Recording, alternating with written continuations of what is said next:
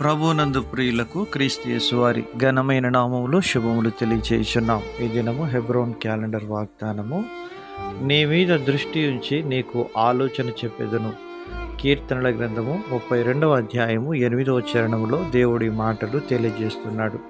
ప్రియమైనటువంటి దైవజనమా, అనేక పర్యాయాలు మనకు క్లిష్ట సమస్యలలో, క్లిష్ట పరిస్థితుల్లో ఎటు వెళ్ళాలో, ఏది చేయాలో, ఏది నిర్ణయించుకోవాలో, ఏది మనము ఎంచుకొని ముందుకు సాగాలో తెలియనటువంటి స్థితిలో కొన్ని పర్యాయాలు మనము తడబాటు కలిగినటువంటి వారంగా ఉంటున్నాం.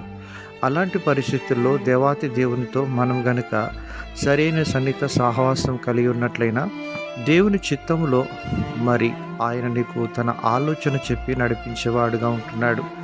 మరి ఇశ్రాయేలు ప్రజలను ఐగుప్తులో నుండి వెలుపలికి తీసుకొని వచ్చుటకు మిద్యాను అరణ్య మార్గంలో దేవుడు మోషేను దర్శించినట్లుగా మనం చూడగలుగుతున్నాం. మరి మోషే ఆ యొక్క పొద మండడం చూస్తూ వచ్చినాడు, కానీ అది కాలిపోలేదు. అలాగున మోషేను దేవుడు ఏర్పాటు చేసుకొని తన మీద దృష్టి ఉంచి తనకు ఆలోచన చెప్పి ఫరో యొద్దకు పంపించి తన చిత్తమంతయు కూడా నెరవేర్చి ఇశ్రాయేలు ప్రజలను ఐగుప్తులోని బానిసత్వం నుంచి విడిపించి కానానులోనికి నడిపిస్తూ వచ్చినట్లుగా చూడగలుగుతున్నాం.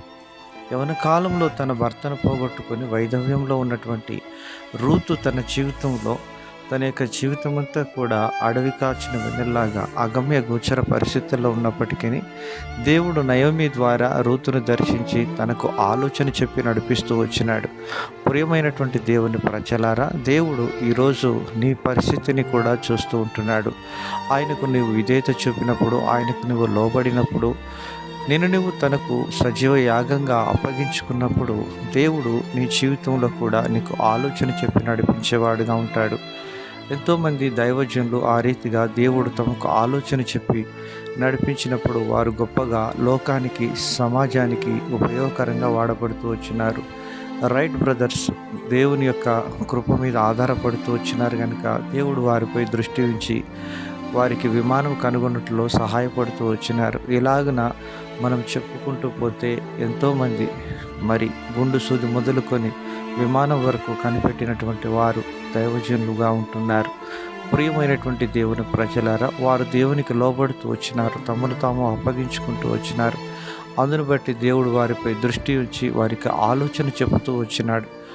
మరి థామస్ అల్వా ఎడిసన్ అలాంటి గొప్ప దైవజనులు లాంటి వారి జీవితాల్లో కూడా దేవుడు వారికి ఆలోచన చెప్పినాడు కనుక ప్రపంచానికి వారు వెలుగునిస్తూ వచ్చినారు. అట్టి దైవజనుల వలె మనమందరం కూడా ఆయనకు విధేయత చూపి లోబడినప్పుడు దేవుడు మనల్ని కూడా తన యొక్క ఆలోచన చెప్పి నడిపించి అనేకులకు దీవెనకరంగా చేయనుగాక.